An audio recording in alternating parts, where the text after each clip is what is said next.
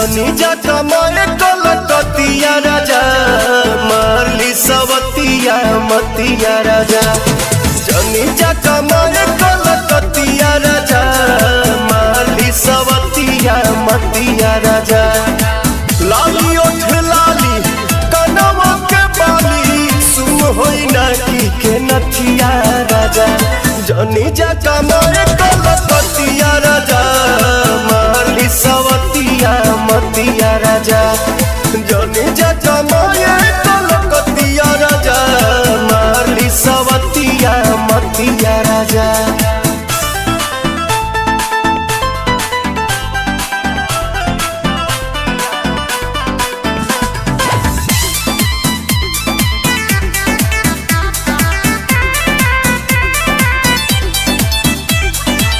छोड़ी के मेहर हो जाइबा हे हर हमारा से बेसी न करी के यार तने नहीं राजा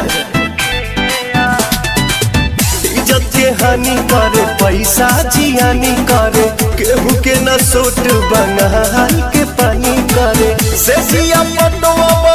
रात भर रोवा मन बना में हरी के बतिया राजा जनी जा कमाए कलकतिया राजा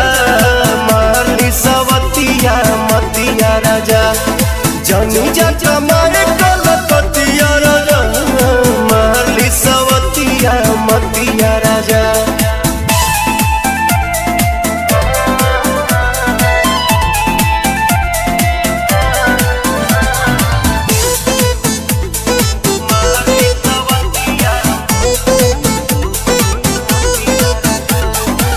बोला ये पवन आखिर गलती कवन बा कुछ के न गम्बा एक लम्बा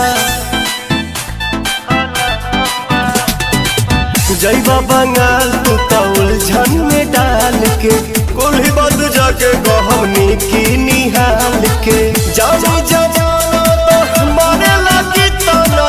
जारी नसाई इज्जतिया राजा जनी जा कमाए कलकतिया राजा मारली सवतिया मतिया राजा जनी जा कमाए कलकतिया राजा मारली सवतिया मतिया राजा।